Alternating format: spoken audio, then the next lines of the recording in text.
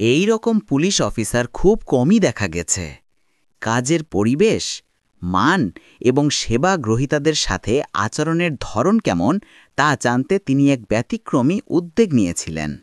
চাকরি জীবনে চাকরিটাকে আমি রুটির পাশাপাশি সবচেয়ে গুরুত্বপূর্ণ ইবাদত হিসেবে নিয়েছি।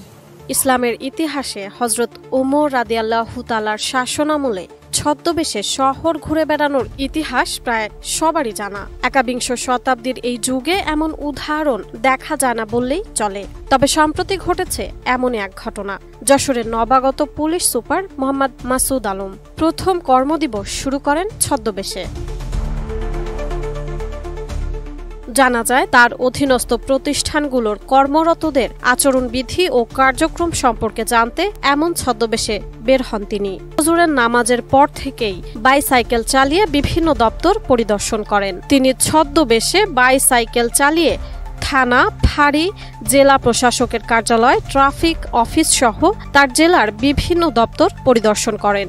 সাধারণ মানুষের বেশে পুলিশের কর্মকাণ্ড স্বচক্ষে পরিদর্শন করেন। এ সময় তিনি কোনো কোনো দপ্তরে কর্মকর্তাদের সুষ্ঠু কার্যক্রম দেখতে পেয়েছেন, আবার কোনো খানে অসঙ্গতিও পেয়েছেন। জানা যায় প্রথমে নবাগত পুলিশ সুপার যান যশোর জেলা প্রশাসকের বাংলোতে। সেখানে কর্মরত কনস্টেবল তার পরিচয় ও কি কারণে দেখা করবেন তা জানতে চান। পুলিশ সুপার জেলা প্রশাসকের সঙ্গে দেখা করার কথা জানান, কিন্তু গার্ড তাকে জেলা প্রশাসকের অনুমতি ছাড়া ঢুকতে দেননি। সেখান থেকে চলে আসেন জেলা রোড ট্রাফিক অফিসে। এখানে তিনি কাউকে না পেয়ে সরাসরি চলে যান চাচরা পুলিশ ফাঁড়িতে। সেখানে পুলিশ ফাঁড়ির গেটে দীর্ঘক্ষণ দাঁড়িয়ে বাড়ির প্রধান গেট খোলার অপেক্ষা করেন, কিন্তু কেউ না থাকায় গেট খুলতে কেউ আসেননি।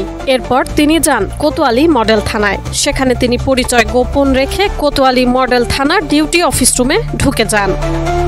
এরপর পুলিশ লাইন। সেখানে গেটে কর্মরত কনস্টেবল তাকে দাঁড় করান এবং ব্যারাকে কার সঙ্গে দেখা করতে যাবেন তা জানতে চান। তখন ব্যারাকে এক বন্ধুর সঙ্গে দেখা করতে যাবেন বলে জানান। তবে কনস্টেবল গার্ড তখন তাকে ভেতরে যাওয়ার অনুমতি দেন। অনুমতি পেয়ে তিনি কনস্টেবলদের ব্যারাকের 3 তলাতে যান এবং সেখানে ডাইনিং এ তিনি খিচুড়ি খান এবং অন্যান্যদের সঙ্গে কথা বলেন। তিনি এখন মাদারীপুর জেলার পুলিশ সুপার হিসাবে কর্মরত আছেন। তবে এর আগে তিনি যখন যশোর জেলার পুলিশ সুপারে দায়িত্বরত ছিলেন, তখন প্রথম দিন থেকেই তিনি প্রশংসনীয় এক উদ্যোগ নিয়েছিলেন। এই রকম পুলিশ অফিসার বাংলাদেশের সব জেলাতেই, বিশেষ করে ঢাকা, চট্টগ্রামের মতো অপরাধপ্রবণ এলাকাগুলোতে থাকলে খুবই ভালো হতো এবং এই সব এলাকার বিতর্কিত থানাগুলোর বিতর্কিত পুলিশ সদস্যদের সোজা করতে তার মতো এই রকম পুলিশ সুপার খুবই প্রয়োজন।